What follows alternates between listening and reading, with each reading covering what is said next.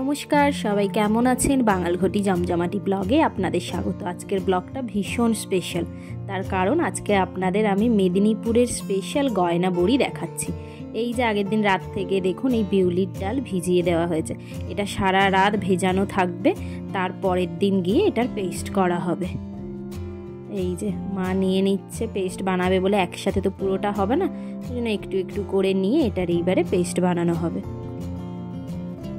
এই যে দেখুন ওই ডালটা বাটা হয়ে গেছে আর আমরা সবাই মিলে ছাদেও এসে গেছি।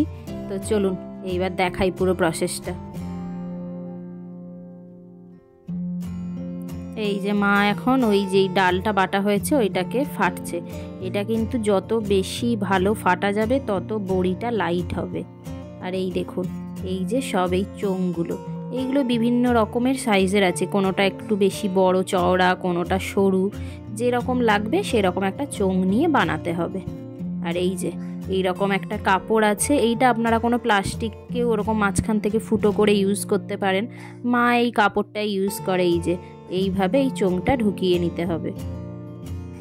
এইবারে একটু একটু করে ওই ডাল বাটাটা এই কাপড়ের মধ্যে নিয়ে নিতে হবে। একসাথে তো অনেকটা যেহেতু থাকে তো পুরোটা তো একসাথে করা যায় না, তাই অল্প অল্প নিয়েই করতে হবে। আর এই যে এইরকম অনেকগুলো থালাতে, এইটাতে যেমন আমাদের তিল আছে, তো এই তিল পোস্ত এইগুলোর ওপরেই মেনলি বড়িটা দেওয়া হয়। আগে চলুন তিলের ওপরে বড়ি দিচ্ছে সেটা দেখাই, তারপরে আবার পোস্তটা দেখাবো।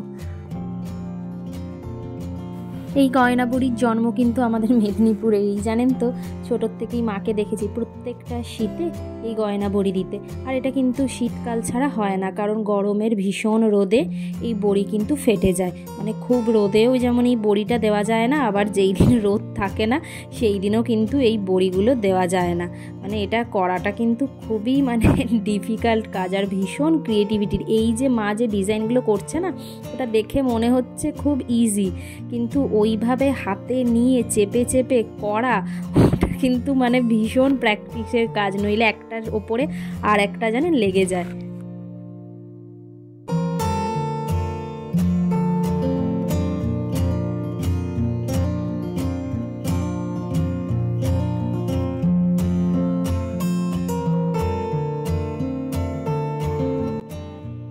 আর এদিকে ছেলেকে দেখুন, মা বড়ি দিচ্ছে, আমি এই ভিডিও করছি, ও কি আর নিচে থাকে? আর শুধু ও নয়, ও যেখানে যায় বাকি বাড়ির সব বাচ্চাগুলো সেখানে। আর দেখেছেন তো এখন এত সব নাটক শিখেছে না, এই একটু কথায় কথায় ওর নাকি রাগ হয়, ওর নাকি কষ্ট হয়। এবার সেই রাগ ভাঙাতে ভাঙাতে প্রত্যেকটা মানুষের অবস্থাটা খারাপ হয়ে যায়। এই বড়ি দেওয়ার চল খুব বেশি আমার মামার বাড়িতে। আমার মামার বাড়ি যেটা দাদুর বাড়ি, ওটা তমলুকে, ওখানে খুব চল। তো স্বাভাবিকভাবেই মা ওখান থেকে শিখে এসেছে, তো মা তো প্রত্যেক বছরই দিত। তো আমাদের বাড়িতে এইসব জেঠিমা বা এখন সব বৌদিরা হয়েছে। তো আর এইদিকে দেখুন না, ছেলেকে দেখুন একদম মাকে কিভাবে দেখছে, যে কিভাবে বানাচ্ছে। তো যেটা বলছিলাম, তো ওই মায়ের থেকেই শিখে শিখে এখন দেখি সব জেঠিমাদের বাড়িতে সব বৌদিরা, ওরাও সব বড়ি দেয়। আমরা তখন ব্যাঙ্গালোরে ছিলাম, তো তখন ভিডিও কলে দেখছিলাম যে সবাই ওই আমাদের ছাদে এসে একসাথে বড়ি দিচ্ছিল।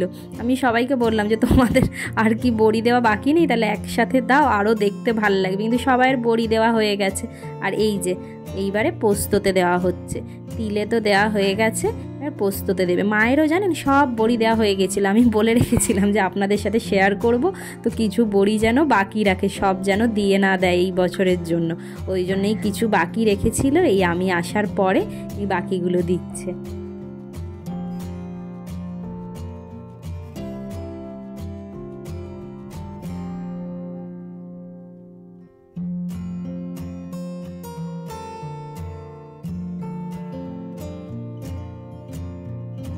এই যে বড়ি দেওয়া কমপ্লিট, শুধু আজকের জন্য নয় এই বছরের জন্য কমপ্লিট। চলুন এবার দেখাই ভেজে খাওয়াটা।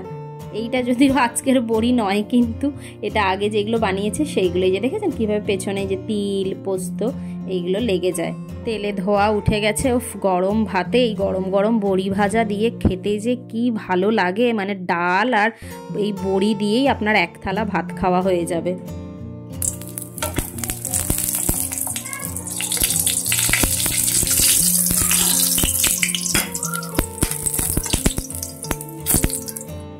এই যে বড়ি ভাজা হয়ে গেছে, আর এই বড়িটা মানে সবার খুব ভালো, মানে এমনকি আমার এই ছোট্ট ছেলের, ও সারাক্ষণ যে মা আমায় বড়া ভেজে দাও, বড়া ভেজে দাও। তো চলুন ব্লগটা আজকে এখানেই শেষ করছি। যদি ভালো লেগে থাকে তো লাইক অ্যান্ড সাবস্ক্রাইব করতে ভুলবেন না।